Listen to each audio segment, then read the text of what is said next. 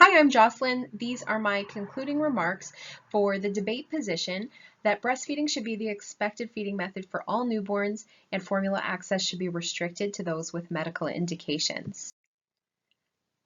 Just a reminder, this was my assigned position. I would love to share at the end of this video about my experience of that.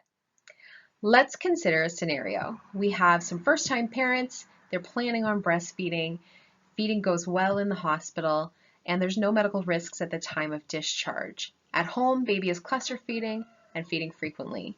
Families there are ready to help. How easy should it be to get formula? Because it's really quite easy for this mother to be impacted by exploitive marketing from formula companies, and it's quite easy for her confidence to be undermined. So perhaps grandma goes to the store, picks up formula, there's no barriers to do so, and non-medical supplementation begins a cycle of decreased breastfeeding and decreased breast milk. And the idea that this mother doesn't have enough becomes a self-fulfilling prophecy. My opponent might come to this scenario with ambivalence based on attempts to minimize the health outcomes of breastfeeding, which aren't debatable. All major organizations agree about the health impact of breastfeeding. It's significant, it matters, it's important at the patient level, at the system level. Our family in the scenario is experiencing perceived low milk supply. This came up in our discussions. Perceived low milk supply is not a medical issue though, and it's influenced by things like expectations, having a supportive partner, culture. Let's look at our scenario again, but what if formula was restricted?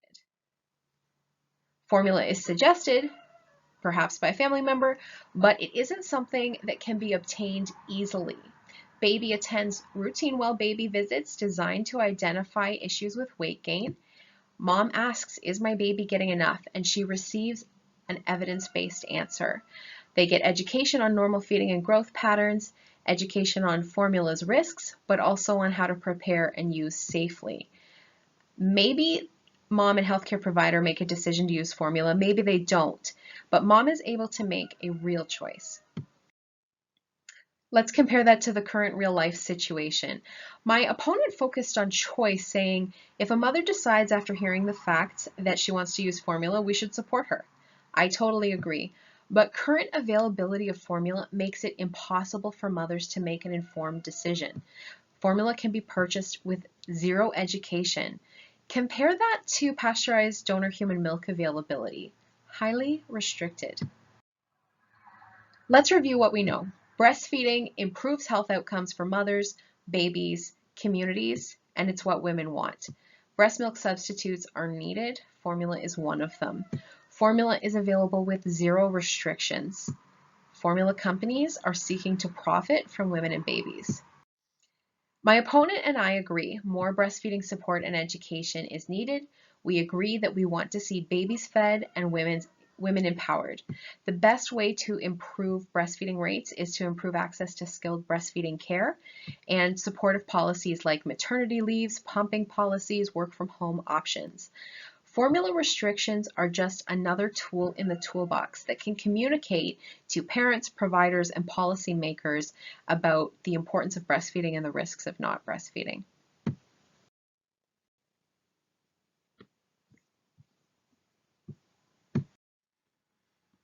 So this isn't part of the assignment for the debate, but I felt compelled to include a debrief of my experience of debating this topic.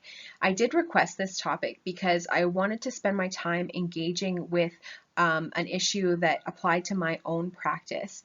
But I came into the debate with a really strong opinion that formula access should definitely not be restricted in any way. And I was assigned the opposite position, which has been interesting. I would stand by all of my points. I think I learned that there actually is an argument for restricting formula access. And the experience of arguing against my own position revealed that to me, that even though I might have a really strong opinion about something, other people might have a valid and different opinion about it. And this would probably apply to other topics other than this one. So I actually just about convinced myself that formula should be restricted access. But I still feel that that argument is contingent on two really big assumptions that I had to make in order to debate for the opposite position.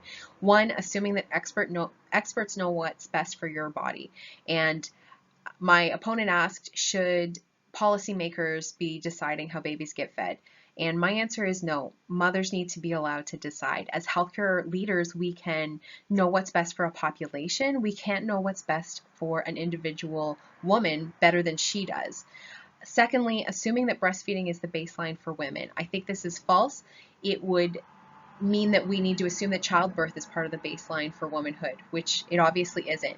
Breastfeeding can be the baseline for babies, absolutely, but it can't be the baseline for women. And making it the baseline for women sort of creates a suggestion that babies are owed the mother's body, or the mother owes something to the baby. I can admit I have a bias here based on my personal, my political, my religious beliefs, but I don't think that anyone owes her baby breastfeeding. I think most people should breastfeed, and most people want to, but it's a gift because no one owes their body to anybody else ever. As healthcare leaders, we can encourage, we can teach, we can communicate risks, but never at the cost of bodily autonomy. And I did just want to share this debrief because I think I had a little bit some reactive reactions to my debate topic, and I wouldn't blame anyone because it's an intense debate topic that is entangled closely with what it means to be a mother, to be a parent, to be a woman. So thanks for listening, and yeah.